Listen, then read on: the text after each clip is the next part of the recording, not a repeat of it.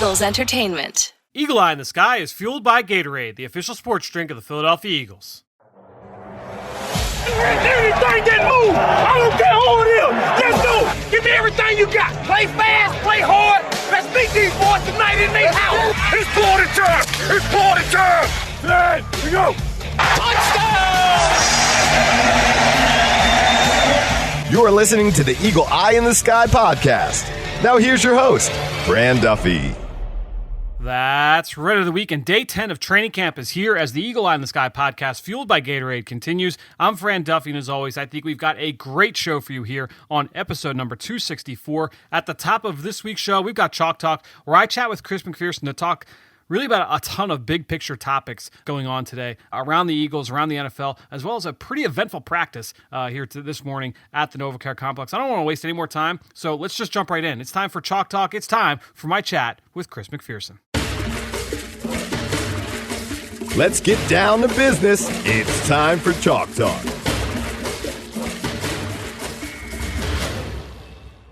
All right, well, as I mentioned, a lot to hit on today. And look, it's a weird time to be able to talk about football with everything that's going on around the country. And I don't know what else to say at this point, C-Mac. A few players did speak after practice, talking about all the different ways, all the different things that they're doing in terms of meeting and trying to find different ways to elicit change, and try and spark some social justice reform. Obviously, a lot of teams doing a lot of different things across the entire realm of sports. So we heard from Carson Wentz today. We heard from Rodney McLeod. We heard from Jaylen Mills. What were the big takeaways from you? Obviously, Doug Peterson talked about it a little bit yesterday, but I guess there was a meeting last night, and they're going to continue those conversations moving forward over the next couple of days as well. Yeah, Fran, a lot to unpack. This is going to be a little different of a podcast. I would say the big takeaway, I guess I'll go just player by player. Jaylen Mills spoke about personal experiences of seeing systemic racism. And he pointed to when he was in high school, 9th, 10th grade, growing up in Dallas, Texas area. When we were younger, where was the place to go? You go to the mall.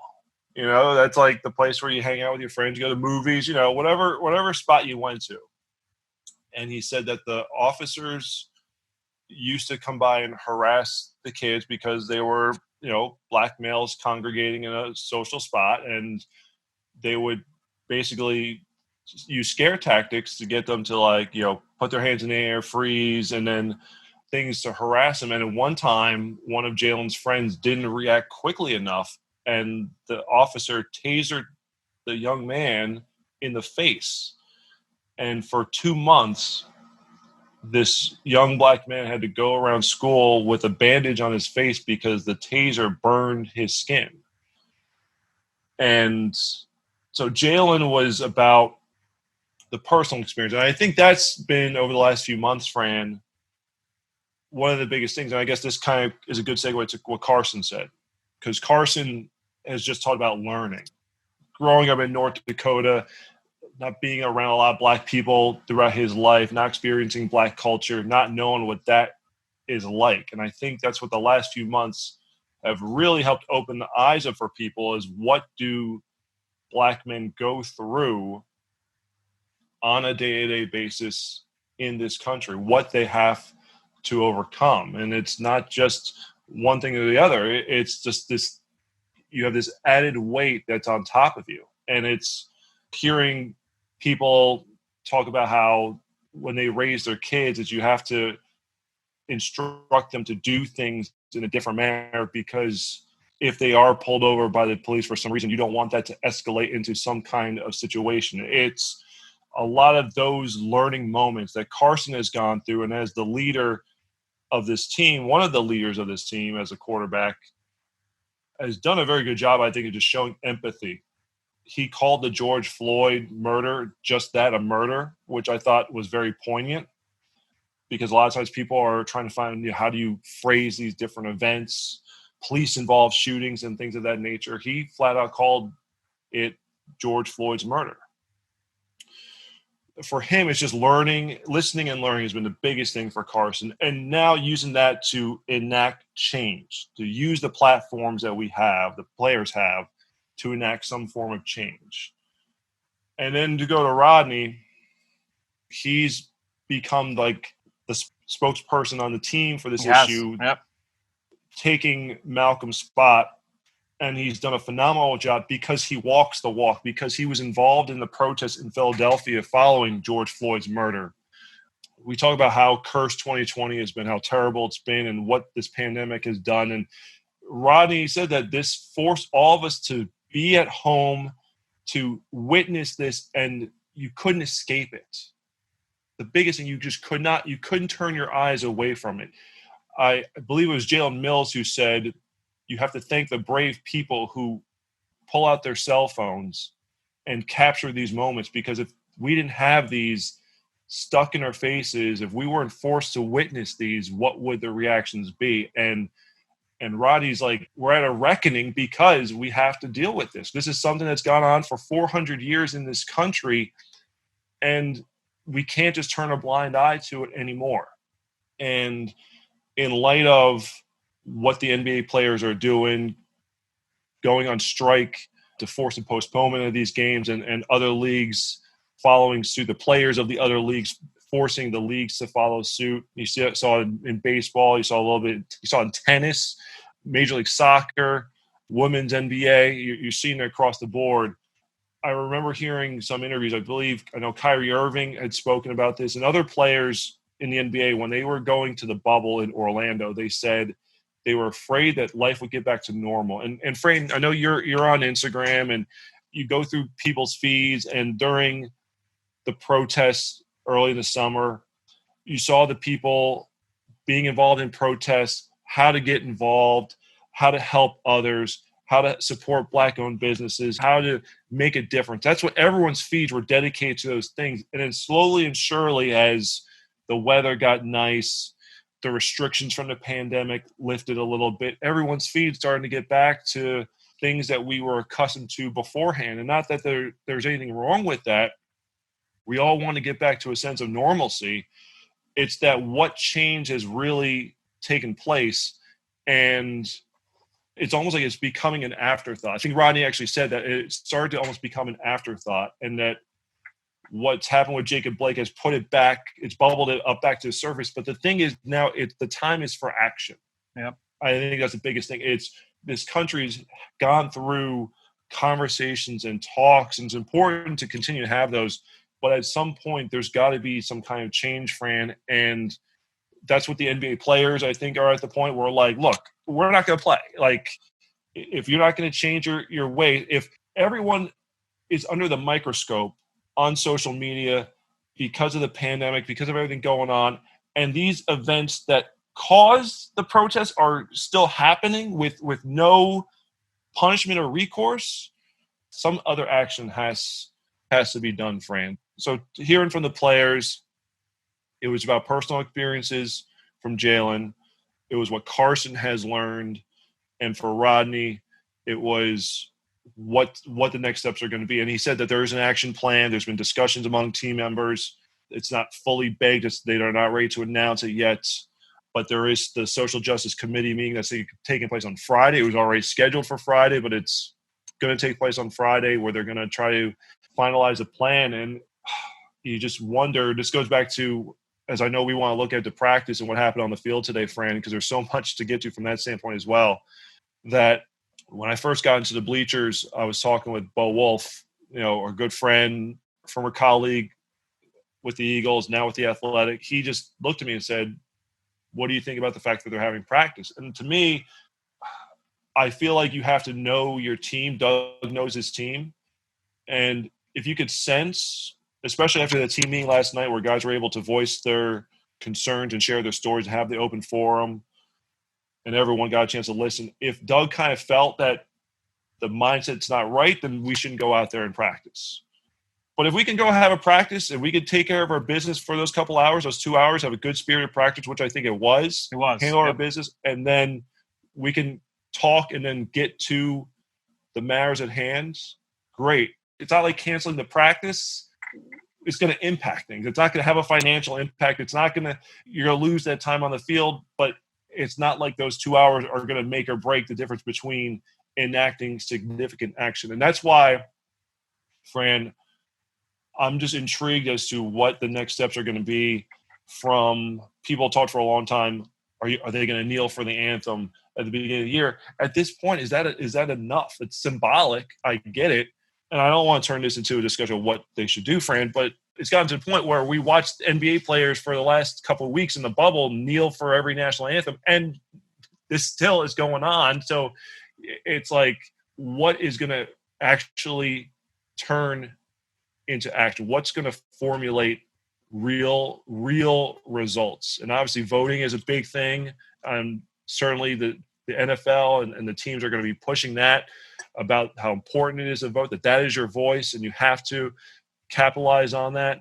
But I think it's what's going to really spur genuine action. And I haven't followed, and there's been so much with the Eagles with here alone that I haven't been able to look at what's up there on the NBA or anything like that, Fran. But it's one of those days where it's hard to focus, but there's just not just because there's so many things going on, but because your mind wanders to a different place. Yeah, and I think you said so much that needed to be unpacked there. And obviously you talked about what Carson and Rodney and Jaylen all talked about. If you did miss those interviews, you can go, I implore you to go find them so that you can hear what all of those guys had to say on an individual basis. To me, one of the things you said was kind of alluding to what Rodney talked about as we got into the meat of the summer, returning to quote unquote normal. And that is the issue, is that this is normal and it should not be normal, right? Like the fact that these things continue to happen and it's different circumstances with all of these different situations, but it's all the same underlying issue or the same one or two or three underlying issues. It's terrible. It's really, and it's so tough for me to even think about it. As I was listening to Jaylen today, and he's talking about he's talking about going to the mall with his friends, as kids. Like that's what I did, and I didn't have to worry about those kinds of things that Jaylen and his friends had to worry about, and so many, thousands and millions of other people have had to worry about.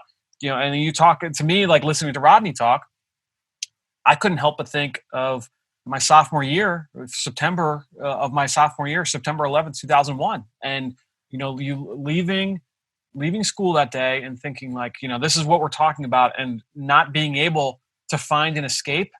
There can't be that ability to escape. This needs to be talked about. This needs to be adjusted. There need to be changes to me. So not having those escapes, I can't just turn on and I couldn't watch, the Bucks game last night because there's a lot of other things that need to be talked about, thought about, written about, watched, listened to about much more important things. You can only hope that change is coming. I want to speak for you, but it does feel like things are going in the right direction. But it's obviously, when things continue to happen this way, it's just so disheartening. That's the thing is you thought they were going to teeter in the right direction, but we keep coming back to the starting point. And Fran, you're a new father and you have a beautiful son, and it's like you're trying to figure out what kind of world am I bringing your child into. And my kids are 12 and 10, and for those of you who don't know, I'm biracial. My father is the son of a Jamaican immigrant. His dad immigrated from Jamaica. My grandmother, my dad's mother, African American, and then my mom comes from basically Eastern European descent, Polish, Swedish. And they were able to shield a lot of stuff. I'm going to go personal for a second, Fran, if you don't mind. Yeah. When my parents got married in 1979, my mom's side of the family, I shouldn't say the entire family, people on my mom's side of the family boycotted the wedding because my mom was marrying a black man. Both my parents were very successful, and they were able to afford to live in a nice house. So it was 1985. I was 4 years old. They were looking to move into a suburb in northern New Jersey where I grew up. And some neighborhoods, they were getting locked out because of the fact that my dad was black. People did not want a black man in the neighborhood. And you're thinking this was 30 years ago, sure. 35 years ago. I'm very thankful for the lessons that they were able to provide, the guidance they provided, but a lot of ways shielded me from a lot of experiences that Black men have to go through. And it's just tough with kids now where it's like, how much do you tell them? How much do you show them? Like, my dad passed away almost 3 years ago. And I know you lost your father too, Fran. These are the times where I wish I could talk to him just to be like, what? No question. My dad was so wise. It was just like, he just always knew what to say. And I wouldn't have to agree with it because I think he was also someone who would tell it to you straight. And you'd be like, that's not what I want to hear, but it's what I have to hear. And I feel like there's times like that with raising these kids where I'm like, what? I don't want to show them what happened to George Floyd. I don't want to show them what happened to Jacob Blake. But how do I teach them or explain to them what's going on, why there are protests going on? And that's been one of the most difficult things, is because they're aware and smart enough to know that things are going on in this world. But you also don't want to scare them to make them think that the world is this bad place either. And that's been one of the biggest struggles, is just what do you teach them? What do you show them? Especially because social media, and that's the thing, is my oldest son has a phone. He could be seeing stuff that you monitor what you can, but you're not catching everything that they're going to see. And you can't protect them.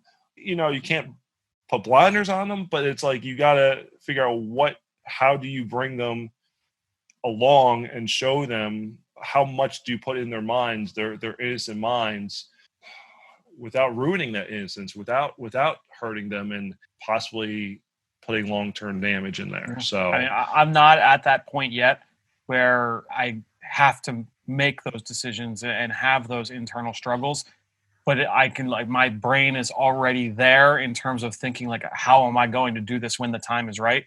And it's one of those things where, like, I have no idea. I don't want to, like, make it up as I go along, and I'm still trying to just figure out.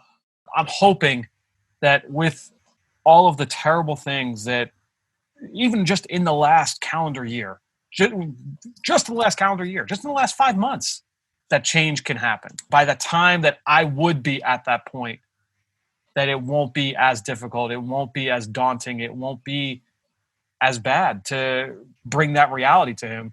Yeah. I'm hoping that that's what can happen. And hopefully everything that's going on around sports can help push the people that can put that change into effect, because, the athletes themselves, they can't do it on their own. The policymakers, that they are the ones that have that power, that hopefully we can get pushed in the right direction. We have a lot that we need to cover today. We could spend many podcasts, so we could do a daily podcast just on this topic, unfortunately. And as weird as it is to keep going, we do have other things to cover. It's not weird. I mean, I think I know it's just a weird.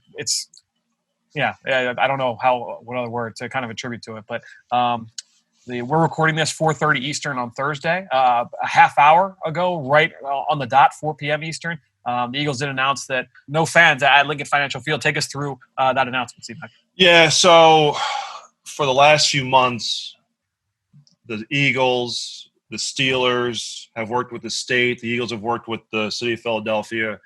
The Eagles have presented numerous plans to try to have fans in the building for this year. But with the current state of the pandemic, the way the numbers are going, local and state officials today just confirmed that fans are not going to be allowed until further notice. Now, it's not like Washington where they are saying blanket no for 2020, the entire season. Right. I think it's something that will be revisited, and if the numbers do change, if things go in the right direction, maybe by later in the year, there's a chance we get a fan. It's not promised, but it's not that they're going to close the door on it. The Eagles are going to keep working on it. But Don Smolenski, the team president, I thought did a great job of detailing everything that's happened in the latest Eagles Insider podcast, exclusive interview. Make sure you listen to it. But the bottom line is that the Eagles, like most teams, especially in the northeastern part of the country, will not have fans. So September 20th for certain, when the Eagles host the Los Angeles Rams, unfortunately, there will not be fans in the building. So, as you mentioned, the Eagles president Don Smolinski did join Dave on a special edition of the Eagles Insider podcast. So make sure you go find that wherever podcasts can be found if you want more information on that. So, on the field, some big news as reports late in the day on Thursday revealed that, and again, this is all reports right now, nothing confirmed, that Andre Dillard, the Eagles' second-year left tackle, first-round pick in 2019, has a biceps injury that is going to cost him his second year and his first year as a starter. Basically, early in practice, looked like he hurt it maybe potentially in one-on-one drills, did not make it to the team 11-on-11 action as we were watching unfold in front of us, C-Mac. So he didn't quite make it there. We saw him leave practice the other day, came back, was a participant yesterday, and then today left early on in practice with that upper body injury. So, again, without knowing any of the details and without knowing any confirmation, obviously this is big for an offensive line that, going into the season, you had already lost one of your starters in Brandon Brooks. The team brings back Jason Peters. I guess when you're talking about what the options would be with Andre Dillard out long-term, really it's, okay, are you going to put Jordan Mailata at left tackle, or are you going to move Jason Peters permanently back to his old spot at left tackle on the left side? So the Eagles have options. That's the one thing you can say is when Jason Peters was brought back, he was brought back as a guard, okay? When the Eagles made the announcement, it was very clear that he was going to be the right guard for the 2020 season. With that being said, part of the allure of bringing back was the experience that he can be your potential swing tackle if needed. So Jeff Stoutland, Doug Pearson are going to get together and figure out what's the best five at this point. What is the best five combination? Because you also have to remember Lane Johnson has not been practicing due to a lower body injury. So Matt Pryor, who in theory would be your starting right guard if something were to happen to Peters, is at right tackle. So it's a domino effect. I mean, that would be the thing, would be like if lining up tomorrow, right? Well, obviously it would be Saturday. You would have to make that decision. Let's say the Eagles played a game on Saturday, and they don't. Thankfully, they're 2 weeks and a day away from that. But let's say they had a game Saturday, you would have to make that decision of, okay, are we better with, let's say it's Jason Peters at left tackle, Sayamalo at left guard, Kelsey at center, and then is it Matt Pryor at right guard, Jordan Mailata at right tackle, or is it like a Nate Herbig or a Jack Driscoll at right guard, and then Matt Pryor at right tackle? They've been working through different combinations of guys throughout the course of the summer, and we've talked about it here on the podcast that you have to prepare yourself for these kinds of situations. Ideally, those don't happen before the season starts, but there's a reason why the Eagles have always put a lot of value along the offensive and defensive lines, because you know that there's going to be attrition there at some point. You know that you have to have answers for when those injuries happen. And now they're going to be put in that position where you've got to figure out, okay, you've got young guys that have been in the building that you have developed, you've put time into, and you've also got some young players, including Jack Driscoll, who have come in as draft picks and have performed well this summer. And so it's going to be very interesting to see how that progresses over the next couple of weeks as they get ready for week one against Washington, a team with a young defensive line with a ton of potential, a ton of talent, a lot of first-round pedigree. That's going to be a big test, especially considering it's a new defensive scheme, so you don't have any film on that new defensive scheme and the things that they're going to be doing with those personnel. So, yeah, it's going to be an interesting weekend for sure as we get to see what this Eagles offense looks like with the loss of Dillard and what they decide to do in terms of moving pieces around. But a huge loss for sure, and something we will be talking about more as we progress here through the rest of the summer. So the injury to Dillard, obviously notwithstanding, take us through the depth of some of the other issues we had today. Seeing guys that were not practicing during maintenance days and guys returning to the field as well. Let's see. I was going through some notes here. So running back Miles Sanders still sidelined. We talked about Dillard. Jordan Mailata was back at practice. He had been out a couple of days. Lane is still sidelined, but good that Mailata, considering the circumstances, be back on the field. Jason Kelsey, I don't know if it's a maintenance day per se, but we saw different alignments, different players working in at center. Yeah, it seemed like he had just like a couple team periods, whether it was like maybe like he needed to tie his shoe, or maybe they purposely said like, hey, kind of like what they did with Carson Wentz and Nate Sudfeld last week, where it's like, okay, hey, Kelsey, you stay on the sideline. Herbig, you're in there at center. Just kind of working things out and just, getting guys extra reps. Defensive line, okay, so Jannard Avery, who we talked about leaving practice on the cart yesterday, seems like some good news. It's a day-to-day injury, lower body, so cross your fingers. Doesn't seem like a significant injury there, but I think there's still questions about, is he going to make the 53-man roster? Because we're getting to that point here. Joe Osman, okay, was lower body injury day-to-day. Surprised that he was out today's action. Vinny Curry, lower body injury, still sidelined there. So Osman and Avery are like two of the guys that are battling to be that 5th, 6th defensive end. So interesting to see what that does to the battle. And I'll just throw in, I think Sharif Miller has really stepped up his play. I think he's been very solid. Things. Yep. Yeah. So he's really taken a step here in year 2. And no Vinny Curry today, right? Yeah, Vinny Curry's still out as well. So Josh Sweat's still getting those first team reps as well. And then defensive back Sidney Jones, still not doing team drills. I've not seen him out there for team drills. And then Marcus Epps, lower body injury, still sidelined as well. So I don't know if I missed anyone, but those are the big ones there. So we'll just go through. We've obviously been going for a little bit already. We'll just go through some of the things that we took away from practice. I'll just kind of go period by period and follow up with any of the things that you may have noted as well. They started with a 7-on-7 period. So 7-on-7 was happening right in front of us from the media standpoint. The one-on-ones when Andre Dillard got hurt was on the far side, kind of away from where the media was. So 7-on-7 right in front of us. They kind of went 4-play sequences. So you saw 4 plays of Wentz, 4 plays of Nate Sudfeld and Jalen Hurts, and 4 plays back to Wentz, and so on and so forth. So the first 4 throws for Carson Wentz went 3 for 4, and he hit Zach Ertz down the seam on the first play. Nice completion down the middle of the field. Then he hit Deshaun Jackson on a touchdown. Looked like the Eagles were kind of like in a cover 2, and he found that hole, that turkey hole in between the corner and the safety along the right sideline for a touchdown. Third pass was broken up by Nickel Roby-Coleman. Once again, all over the football. I thought it was Cravon. I thought it was Nickel Roby-Coleman. That was 34. I wrote down 34. It can be a little tough. I wrote down 31. Okay. I could be wrong, though. And that was a throw intended for Greg Ward, and then he completed his last pass to Dallas Goedert in the middle of the field. Second set of passes, I'll just stay with Carson Wentz here, had some more success. First he hit Deshaun Jackson on a deep post route to Darius Slay for a big play touchdown over the top. That got the offense excited. I thought the offense just continued that energy that we saw yesterday. Yeah, I thought that carried over to today. Deuce was talking trash. Yeah, there was a lot Deuce of that. was back. Yeah, there was a lot of that today. When Deuce was back to yell, I'm like, all right, we're back here. But I called Deshaun the human cheat code. Just a way that it's like, all right, just send him deep, whether it's a post route, corner route, go route, he'll take the top off of defense. I loved how Boston Scott came like running off the sideline to celebrate, and they were celebrating there in like the middle of the field following the touchdown there, dancing out there. So, but yeah, just a lot of juice there. But that's Deshaun Jackson did that in week 1. It's now you're just hoping, can he stay healthy to be able to continue to do that here in 2020?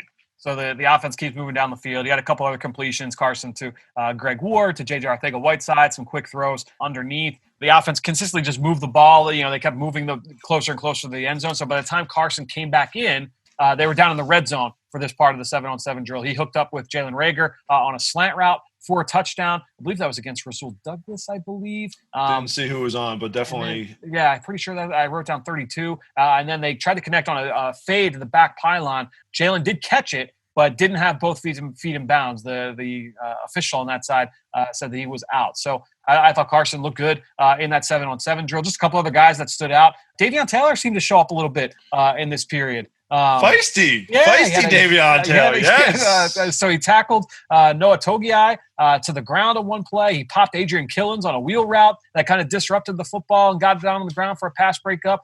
Then he had a nice little thump on Michael Lauren on the final play of the period as well. So Davion Taylor showed up a little bit. And then Nate Sudfeld had a deep ball touchdown to Manasseh Bailey, the undrafted rookie free agent wide receiver from Morgan State. Nice touch throw from Nate Sudfeld.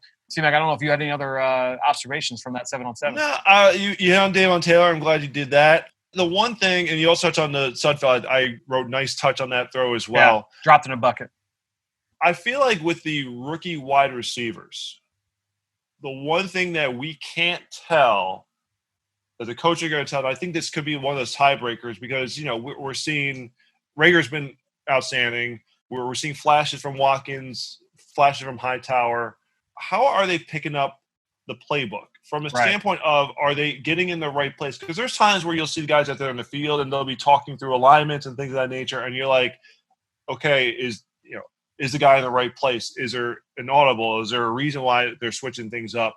And I feel like those are things that we're not going to quite know the nuances of, but those are going to be the things that will determine whether a guy's going to be active on game day or not, or possibly making the, I don't know if you would say making the roster or not. It's those little things that you try to pick up when you're out there. What are those like tiebreakers between guys? And that's one of the things I just jotted down in my notes, seeing the guys get lined up on a few occasions. I don't want to say that this is universal, but I feel like when you see receivers used in lots of different ways, inside, outside, X receiver, Z receiver, they're used in a number of different roles. Usually they've got a good handle on it. Usually, not always, but I feel like that's usually the case. And I feel like that has been the case with those three rookies, which is a good sign, as we talked about yesterday. These guys don't look out of place. Aaron Moorhead seems like he's running quite a program there in the wide receiver room. You got Jason Avant there, bringing his wealth of experience. Matt Harper has been in the league for a number of years. I think he's an impressive young coach as well. So I feel like that room is coached exceptionally well. Okay, just one thing. They were doing an individual drill, and they were doing hand fighting.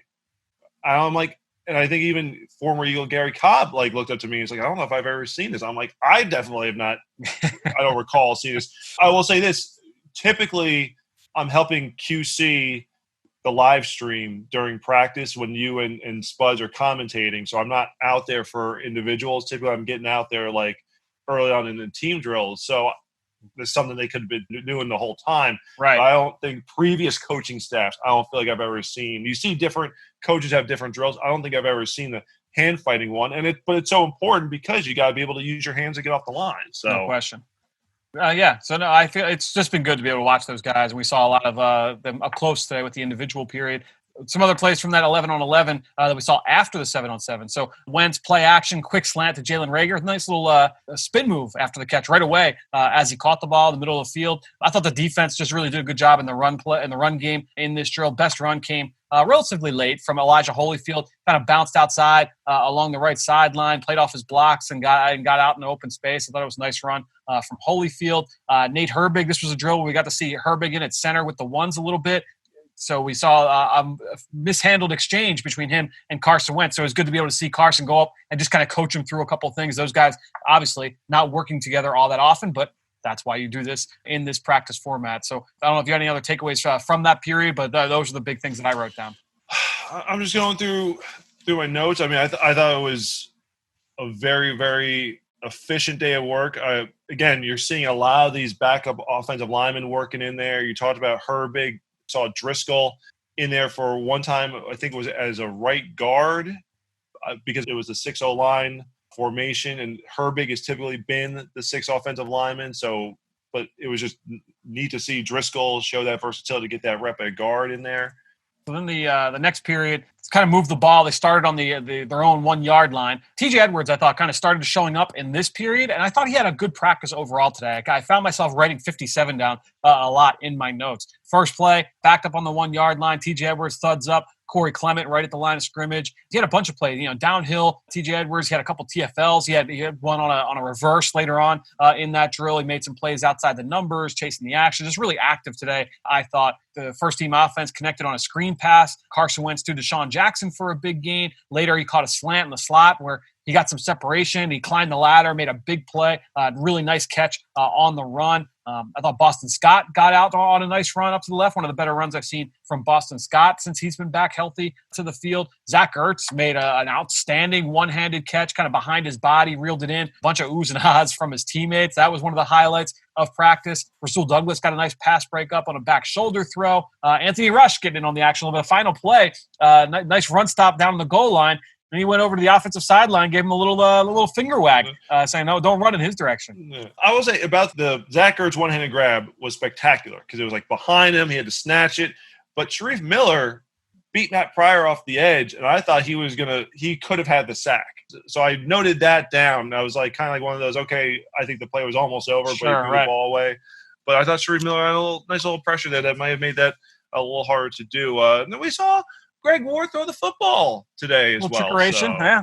little trickeration there. So, I mean, he's the college quarterback who was in the Heisman Trophy discussion. I mean, you had to see it at some point here during training camp. So that's right. Not a shocker there. But there was an interesting 2-play series where the ball's at the 10-yard line, and Carson Wentz tried to throw up top for Dallas Goedert, and the ball was a little bit out of bounds. So on the very next snap, they still moved the ball after each play regardless of the result. Right. So they went up to the 5-yard line, and instead of trying to go up top for Goddard, Carson tried to zip it in there, and credit to Rasul Douglas. He had the pass breakup on the play, but just interesting trying to probably trick Rasul on the one hand to not give the same thing every time, but also trying to find the different ways to be able to attack defenses. And just I recall the other day in practice where Carson was trying to get that fade into the back left corner of the end zone.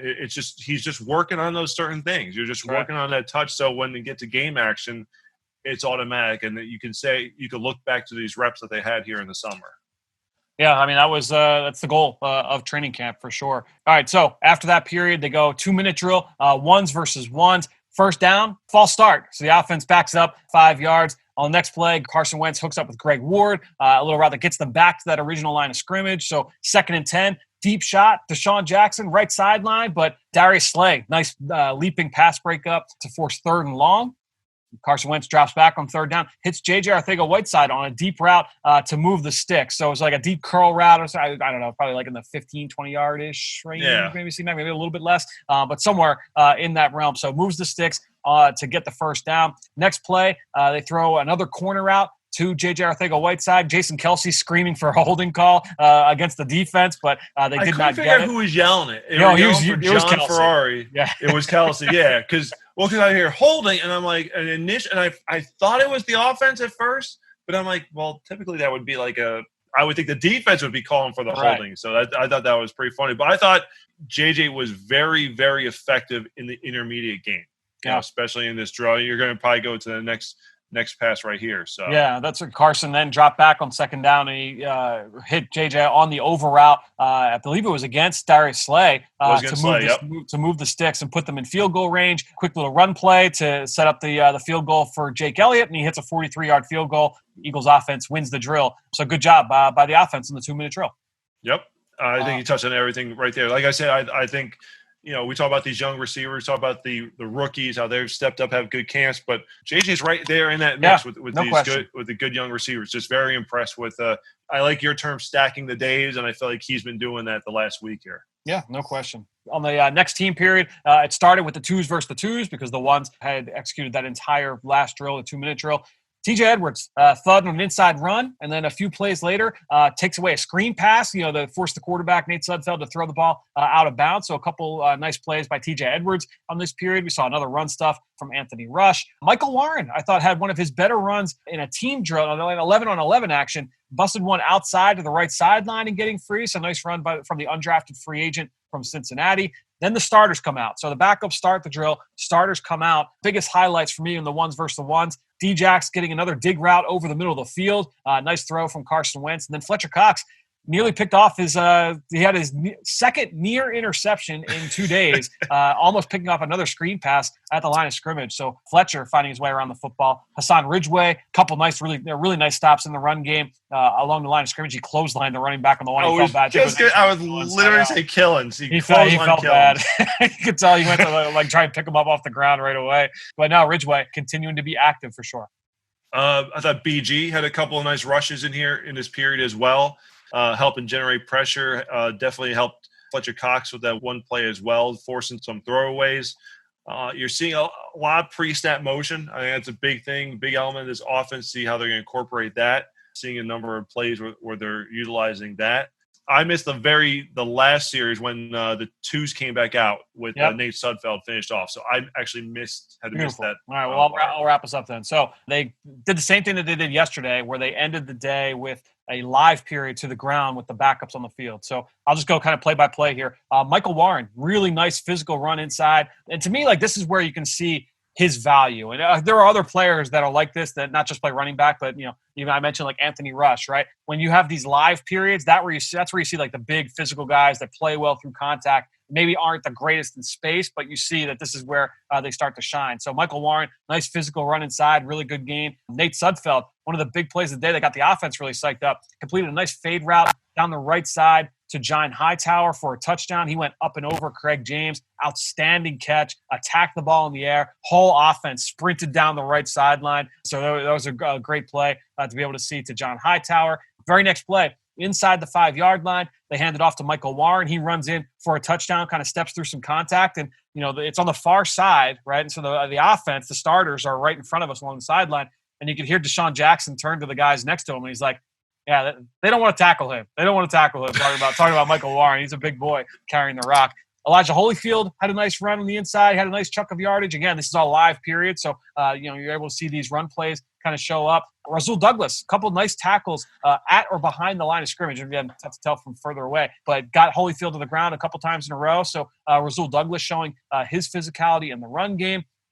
The quarterback, Jalen Hurts, missed a couple of throws to Travis Fulgham that were incomplete down in the end zone. And then Elijah Holyfield had a nice touchdown run. A lot of room inside the offensive line.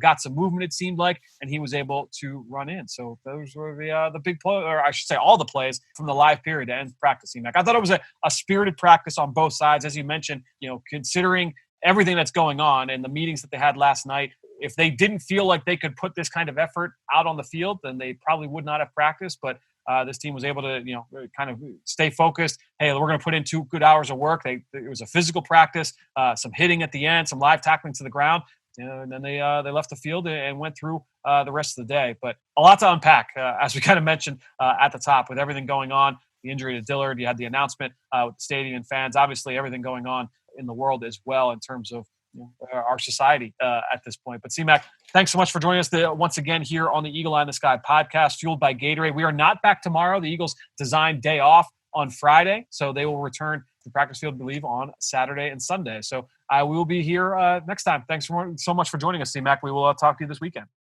Great stuff from C-Mac. You could follow, just like I do on Twitter, at C-Mac Eagles. And while you're at it, I'm at Eagles XOs. That's where I post all the podcasts I'm a part of and all of our X's and O's content that we produce at PhiladelphiaEagles.com. And I greatly appreciate everybody that promotes this podcast on all forms of social media. That's one way to support the show. But the other is to go on to Apple Podcasts or Stitcher. Leave us a rating. Leave us a comment. I put a little bit of a call to action for you guys in the last couple of days to go onto our Apple Podcast page, leave us a rating, and leave us a comment.